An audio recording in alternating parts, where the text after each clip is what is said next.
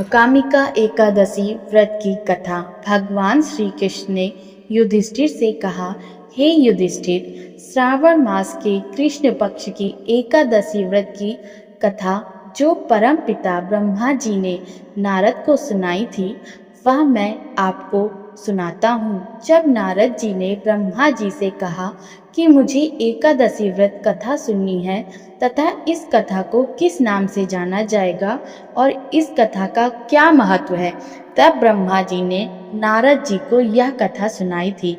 तो मैं तुमसे कहता हूँ। नारद जी के ये वचन सुनकर ब्रह्मा जी ने कहा, हे नारद, लोकहित के लिए तुमने बहुत सुंदर प्रश्न किया है। श्रावण मास की कृष्ण पक्ष की एकादशी का नाम कामिका है। उसको सुनने मात्र से वाजपेयी यज्ञ का फल मिलता है। इस एकादशी के दिन शंख चक्र गदाधारी विष्णु भगवान की पूजा अर्चना होती है। विष्णु भगवान की पूजा करने से जो फल मिलता है, अब वो सुनो। परम पिता ब्रह्मा जी ने नारद जी से कहा, जो फल गंगा, काशी, नैमिषारण और पुष्कर में स्नान से मिलता है, वह भगवान विष्णु के पूजन तथा कामिका एकादशी व्रत धारण करने से मिलता है। सूर्य और चंद्र ग्रहण समय कुरुक्षेत्र और काशी में स्नान करने पर जिन फलों की प्राप्ति होती है, वह सभी फल भगवान विष्णु की पूजा अर्चना करने पर यथावत मिलते हैं। जो उपासक श्रावण में भगवान का पूजन करते हैं, एकादशी व्रत धारण करते हैं, उनसे देवता, गंधर्व, सूर्य आदि सब पूजित हो जाते हैं। अति श्रेष्ठ फलों की प्राप्ति होती है। जो भक्तगण भूत प्रेत आदि से भयभीत रहते हैं, उन्हें कामिका एकादशी व्रत निश्चित तौर पर करना चाहिए।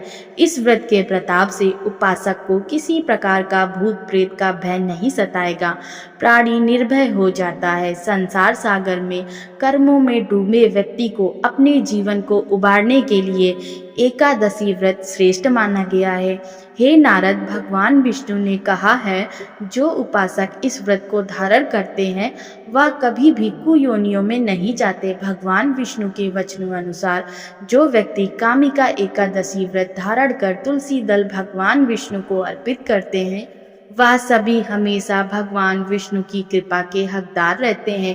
भगवान विष्णु किसी अन्य बहुमूल्य पदार्थ जैसे माणिक, मोती, पन्ना आदि से प्रसन्न नहीं होते, जितना कमल दल और तुलसी दल से होते हैं। उपासकों को इस दिन भगवान विष्णु को निश्चित तौर पर कमल दल, तुलसी दल अर्पित करना चाहिए। तुलसी दल पूजन का फल 4 भार चांदी और 1 भार स्वर्ण के दान के बराबर होता है।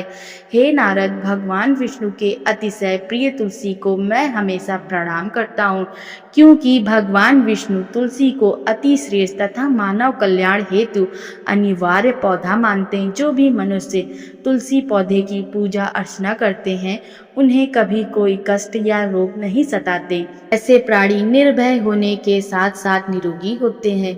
कामिका एकादशी की रात्रि को दीपदान तथा जागरण के फल का महात्म्य चित्रगुप्त भी नहीं कह सकते, क्योंकि इस एकादशी की रात्रि को भगवान के मंदिर में घी का दीपक जलाते हैं।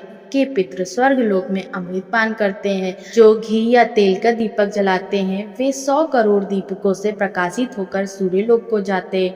ब्रह्मा जी कहते हैं, हे नारद, ब्रह्म हत्या तथा भ्रूण हत्या आदि पाप को नष्ट करने वाली इस व्रत को मनुष्य को यत्न के साथ करना चाहिए। कामिका एकादशी के व्रत का महात्म्य श्रद्धा से सुनने और पढ़ने वाला मनुष्य सभी पापों से मुक्त होकर विष्णु लोक को जाता है।